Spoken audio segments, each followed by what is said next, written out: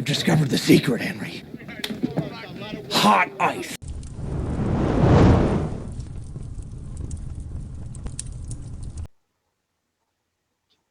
Well, howdy everybody. How y'all doing? Hi guys. Well, as you can see, today we're here with Magitek Mags. So thank you for coming on and joining me today. Mm-hmm. Am I here? Oh, I see you, but you're frozen. That's not great. A few moments later. So let's talk about some of the fandoms you're really excited about. Mm-hmm. You know, that you've grown up with and enjoyed. Mm-hmm. Of course, everybody knows me as the Final Fantasy VI queen around here, but I can't talk today.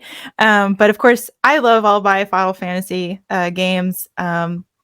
Probably, I know there's a Final Fantasy fans of certain numbered series, and there's always going to be a little, kind of back and forth, but it's always in good fun. And of course, everybody knows that I love Tara back there. She is that Sailor Moon. I can't even see my camera. There it is, right there. You're adjusting to the new camera. It's so high def. Exactly.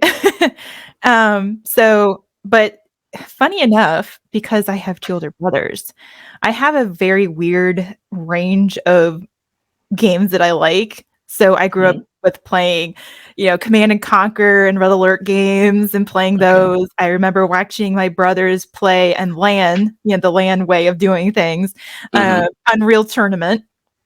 That's definitely not something that a typical female would like to, watch and play, because I think it was before Call of Duty, but I can't quite remember. So I'm sure somebody would correct me on that one, but it's kind of one of those shoot 'em up games, and what have you.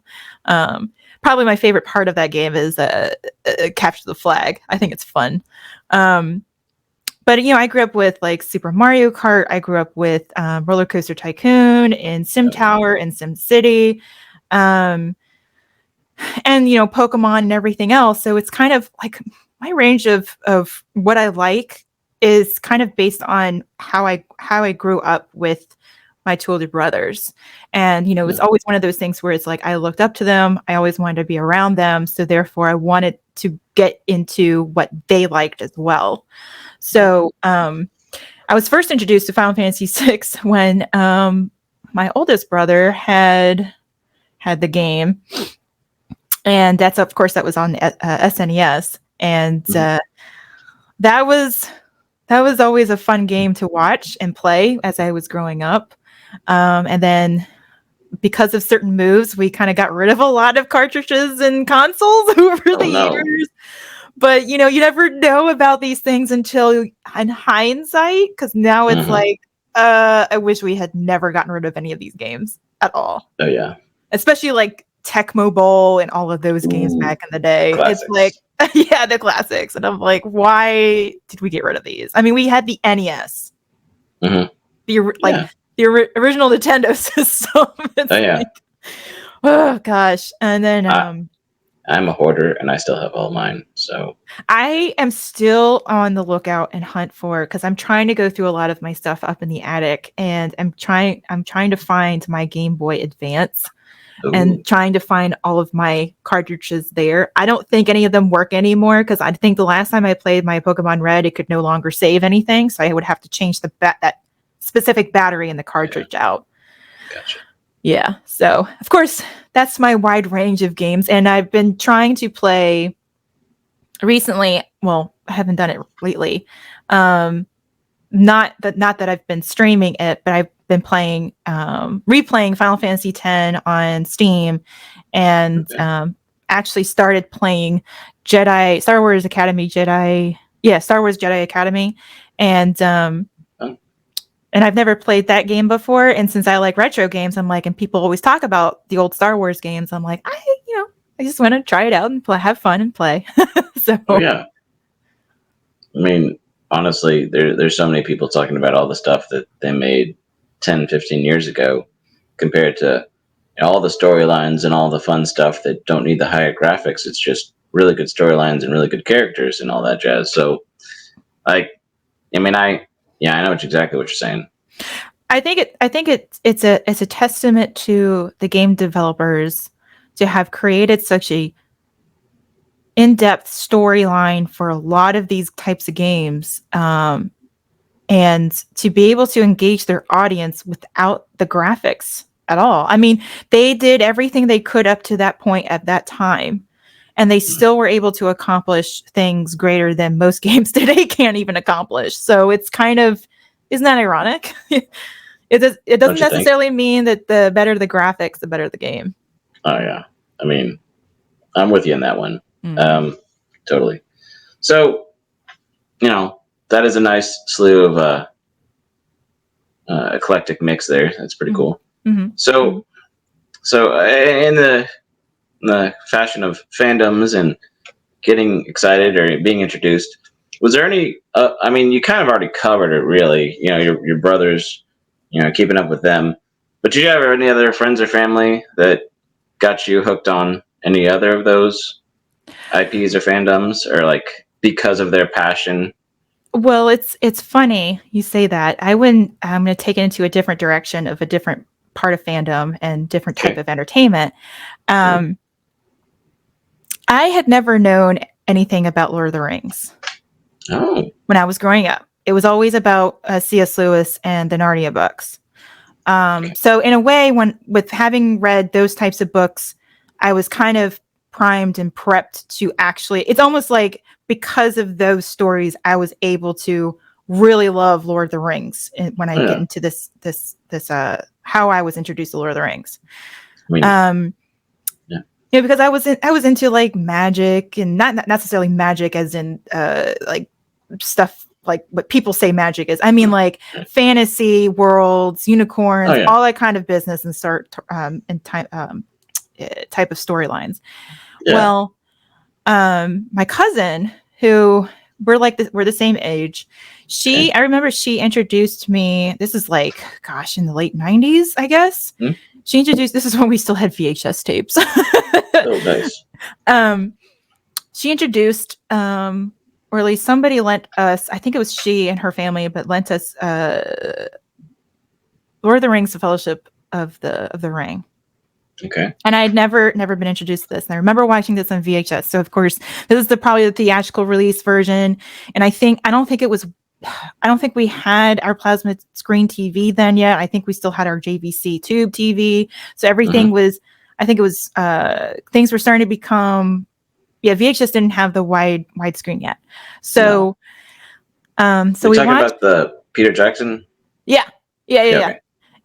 So we early 2000s. Late 90s, early 2000s, when I can't quite recall, but it was definitely that era right before when DVDs were starting to kind of like, hey, you should probably get a DVD because you get a widescreen. But you could also get widescreen and full screen because not everybody had a widescreen TV. Like we still had a tube TV.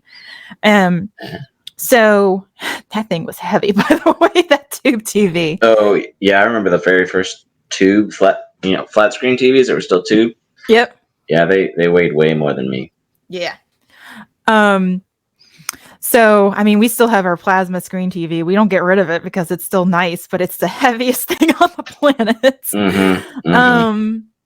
But anyway, so she introduced us with this. She and her family introduced us to Fellowship of the Ring. We watched it, and we all loved the movie. So much so that I think we bought it. We bought it on VHS. But of course, I didn't know at the time all the extended cuts and all this other stuff going on. So, in other words, she helped create a monster in our family. Because if you could see over there, there's the box set of Lord of the Rings over there. Nice. Over there. Yep, right over there. That are in the book format. But they're the extended version. I have that. I have that set.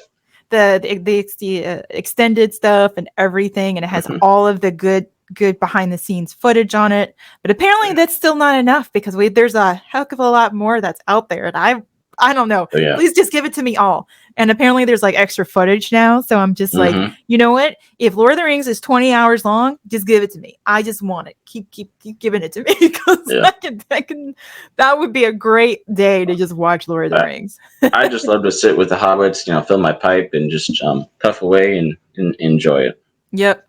And so because of watching Lord of the Rings, and I think this has happened to a lot of people, even back then. I know probably far more people knew the books, but people like me, and I know my parents knew of the books, and probably I think my dad read the books too. But it wasn't something that I specifically grew up with. I mostly grew up with like Star Wars and Star Trek in my family. Like that was our thing. Space fantasy. And so anyway, not like we had all the books for that either. It was just like we watched the old show all the time. We watched the old movies all the time, the OG back then, or at least when mid 90s, it was definitely just still the OG. So, but it's stuff like that. So when I got introduced to Lord of the Rings, it just kind of opened my whole world about fantasy in general and good versus. I mean, I already knew about good versus evil, but this was it's a very human experience way of going through this story, this journey. And it was just, I know it touched me very much in the theater when I watched Return of the King. And even as a preteen, early teenager, it's still like, it just felt like an out of body experience. Like that's how amazing it was. And I even have, because of a result of it, I think it's on my bookshelf. Where are you? I don't know where you are. Oh, there it is. It's a paperback version, but it's like all the books of the Lord of the Rings, and it even has some of the Peter Jackson movie art or footage or what have you of Gandalf on the front cover. So that's really cool. Yeah. So it's just been an awesome experience to be able to watch and read all of that stuff. Well, I will say there's a lot of people that grew up reading the books that, when that movie came out, I think the early 2000s, it just blew them away. I mean, it captured the magic that a lot of people had felt through those books. And I think one of the other things you probably know by now, but that C.S. Lewis and Tolkien were actually friends in real life. Yep. So it kind of is really interesting how their stories, one, open the door for you to be more receptive and be able to enjoy the other's works later in life. So that's really cool. Isn't that amazing? I feel like C.S. Lewis was able to capture the imagination of children. Have children, and then Lord of the Rings was kind of like, I wouldn't say an expansion of Narnia because they're two different stories, but it just feels like Narnia's for children and then expands, and then you expand it into Lord of the Rings as for and that's for families, but it's just a little bit more. There's so much more. This is not a knock on Narnia in general. It's so much more to the world and so much going on and so many layers to it. Tolkien created languages and this whole thing, so I mean, we could spend hours talking about all that. Obviously, I know. Mean, if there's like a whole week's worth of footage from the movies, I mean, just think of the lore and everything that he created, all the time he spent on that. Right. Side note: have you ever heard? I believe it's Michael A. Was it something Douglas? There's a book called "The Princess and Curdie" and "Princess and the Goblins." So he was one of those authors that kind of, I think, came before C.S. Lewis. Okay. And around those times. And I think he actually inspired some of them. I'll do some research. But it was a children's storybook with fantasy. And, there's a little kid trying to protect the princess who's there from the goblins in the mine. And he's a little miner dude. And he overhears them talking. So he's trying to help her out. So it's a cool little 2-book story. Oh, okay. Yeah, definitely for kids. I have to look that up because I know it sounds strange, but sometimes I like to read. That's strange. Punkwaddle. No, sometimes I like to read, like go back and read Narnia or books that are of that age group. Not because not just for nostalgia purposes, but sometimes you just need that sense of innocence a little bit more, and to kind of refresh, or at least be able to, because there are some things that are some dark moments in Narnia, but it's done in such a way that a child can handle it and able to process it properly. Yes. It's a lot to be said that C.S. Lewis understood the innocence of children, but understood that there's a coming of age to children having to grow up too. So he was very delicate with all of that stuff. And I appreciate that. You don't find that kind of thing these days in a lot of stories, unfortunately. It's all just like, here's some adult stuff thrown at your children. I'm like, okay. Yeah. Thrust upon them in a way. Yeah. Yeah. So I guess conversely, I mean, that's really, I appreciate that, expounding all that. But conversely, just on the idea of fandoms and stuff, was there any, the reverse of the last question. So, is there any fandoms that you were so passionate about, and because of your enjoyment, you brought other people in, being able to see it through your eyes, that got them caught up in loving, say, story or movie or something? Oh gosh. Oh Lord. I can't. I mean, don't sell yourself short, but I mean, actually, never mind. I do have one. I'm sorry. Okay. I had to go through my archives in my brain, like a little gerbil going through the files there. No, I was going to say I'm the short one here, but anyway, please go ahead. But I recently introduced, because I love, if you can't tell, there's Sailor Moon also behind me. In fact, shout out to Brandon, the anime guy, but he got me the first season, first complete season on Blu-ray for Sailor Moon. Thank you, Brandon, the anime guy. Yes, sub to him.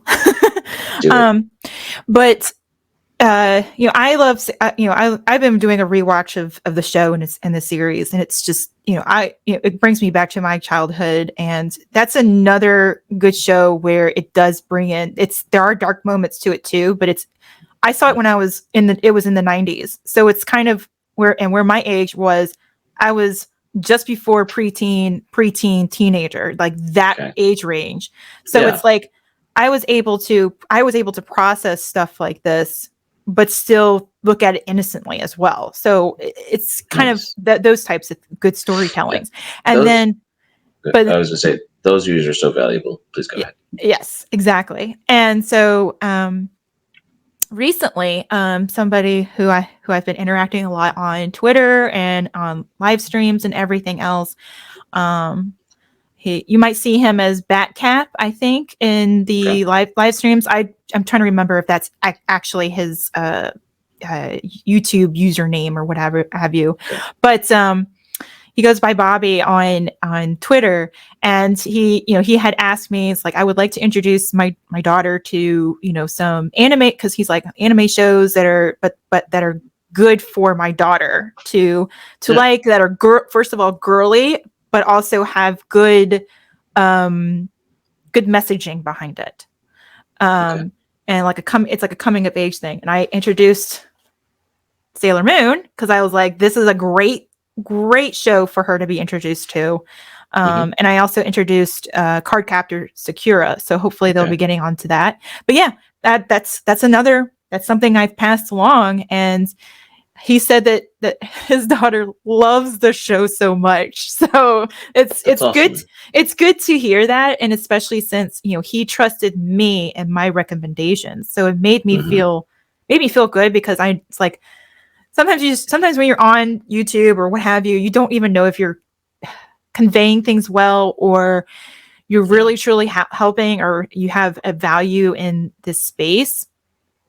And it's just one interaction, and just somebody in addition to the fandom itself. So it's just amazing. And I love to see that people have joy over something that you also enjoy too. And he even sent me that she had done some Sailor Moon drawings too. So it's really like, cool. I love it. It's great. I love to see joy and happiness and people enjoying things. So spreading the joy of passion and the positive things around here is really, really important. That's why Right. we try to do here at the Ice House. Yeah. Yeah, exactly. Yeah. So And let drunk and, Waddle sleep it off. But anyway. and that this was a recent thing too. So it's Okay. it's been nice. And knowing that, for me, I value and like all of us, I value and Yeah. protect the mind of children. And if that is Okay. something that I can recommend good entertainment Yeah. for other parents who are very wary of today, I have an alternative. So That's really awesome.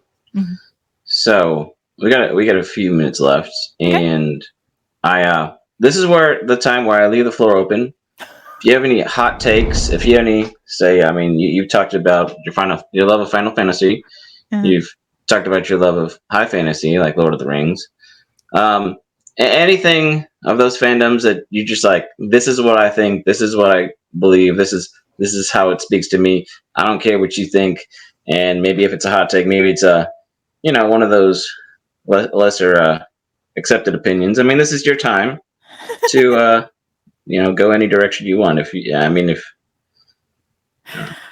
well, I mean, I know there have been people who don't really care for Peter Jackson's adaptations because they say, well, it doesn't, there's no Tom Bombadil, there's no, there's some liberties that we're taking and all that kind of stuff. In reality, I don't think Peter Jackson would have been able to put every single thing in the books in these movies. The reality check is, even with some of this extra footage that is supposedly out there that they may be adding, that could be 20 hours long. If he did everything page by page to these books, can you imagine how many days that would be? That would be. It's so there's got to be a good fine line between, what's a difference between what's really the good difference between a good adaptation where it's still in the spirit of it has, for the most part, pretty much the most important parts in the books. At least I'm not saying Tom Bombadil isn't. I'm just saying, all right. But what should be moving the story along that you can only put so much in the movie itself, right. But then also keep it to the spirit of Tolkien. And luckily we had Sir Christopher Lee there to help remind Peter Jackson a little bit. But it's vitally important to be able to look at those distinctions. Now, some people are going to be hard-nosed, and that's fine. I'm not going to take that away from them. But you can't take away the enjoyment of people watching these movies, loving these adaptations. Probably one of the best adaptations that we'll ever get in most fandoms, to be quite honest. So I'm not particularly complaining about that. And they age like fine wine. They are. You see it now, and it's still perfect. It also introduced more people into Lord of the Rings, reading books like me. And it's a catch-22. Like, do you want people to be, not enjoy the adaptations or what have you? And I think it's a good thing to have read the book and look at the adaptations and still appreciate both and what they brought. Lord of the Rings, not just as a book series, has brought a cultural impact for generations. But so has Peter Jackson's adaptation of of Tolkien's story. So it's amazing how that still will impact generations. Definitely. So I definitely appreciate people's nuances and what they like and dislike or whatever. I don't really like to wade too much into all of that because I feel that there's far better battles to fight than something like Peter Jackson's adaptations of the Lord of the Rings. Now, the Hobbit series, that's a different conversation. Yeah. But for the most part, when we're talking about what's truly important, you don't want to get yourself lost or die on certain hills. I also think too that people need to be able to express their dislikes and likes without having to tear other people down. or tell people that they shouldn't dislike this and blah blah blah blah blah. Like, you can't tell people what they should and shouldn't like. So I don't. I'll still say Final Fantasy VI is better than Final Fantasy VII, but I'm not gonna tell people that Final Fantasy VII is worse than 6. That's not true at all. First of all, I would say that both have good quality and are different types of stories. It's just there might be similar things to both of them, but they're told in different ways. So you can still appreciate both for what they bring to the table. You know, I'm going to say this, for as fired up as you get on streams about stuff, you know, these are really good takes. And, you know, it's nice to see, you know, the inverse side of, you know, you, because, I mean, sometimes you, like I said, you get on streams and you're really fired up, but it's nice to be able to just sit here and talk about the things that you enjoy. And, you know, this might be one of the coolest hot takes from the Ice House that we've had so far. Oh, but you know, I really appreciate you coming around and being here. And I don't want to cut you off, but did you have anything else you wanted to add before we wrap this up? I guess I can just give my word of advice, because I'm pretty fiery. I'm an extrovert, and I probably I more often than not fly off the handle sometimes. So that is just my flaw. I speak my mind. And if people don't like it, then they don't like it. So it's whatever. But for me, don't be so entrenched in your disagreements over things to cause there to be a rift. It does create collateral damage across everybody, whether people realize it or not. Some people will deny it, and I'm like, no, it's still wrong, because you're still continuing this entrenchment. I think what people need to do in fandoms is just, I would say, log off Twitter, log off YouTube, delete it off your phone, whatever, and just take a break. Spend time with family, go hang out with friends. Don't even talk about any of that stuff. Then come back. And then if both sides have done something like that, then maybe they need to just have a conversation, not on live stream, just one-on-one, private. And then once that's done, just go back to trying to act normal with each other. I know it's going to be hard, but I think people forget that they get so entrenched into what their beliefs are and blah blah blah, because they either know somebody in the industry, or they've created this situation within their own community that they forget about being humble, and don't realize that it doesn't look good publicly, to be quite honest.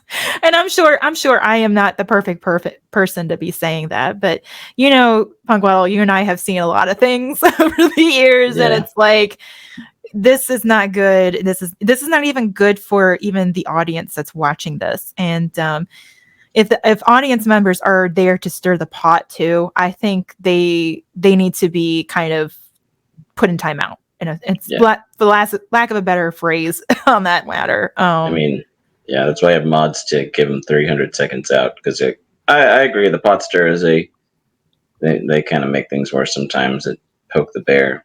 Yeah. And then they make it work. It's a collateral damage.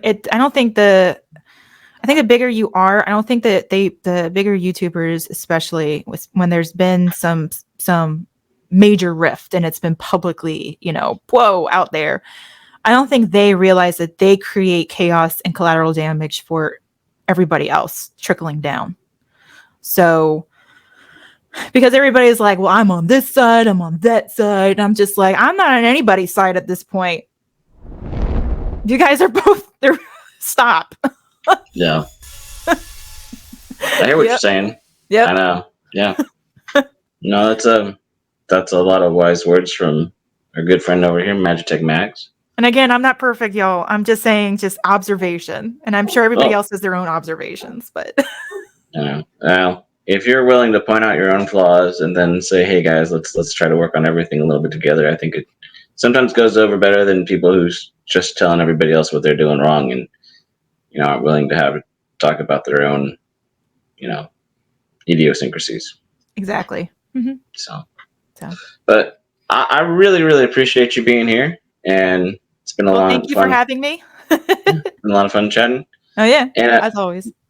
and you guys, hopefully you're out in the chat, hanging out with this preview.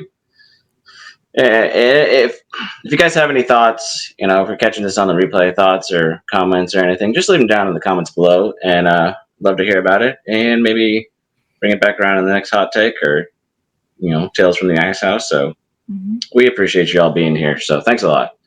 We'll be seeing you later. Thank you, Bye. Punkwaddle. Bye. Bye.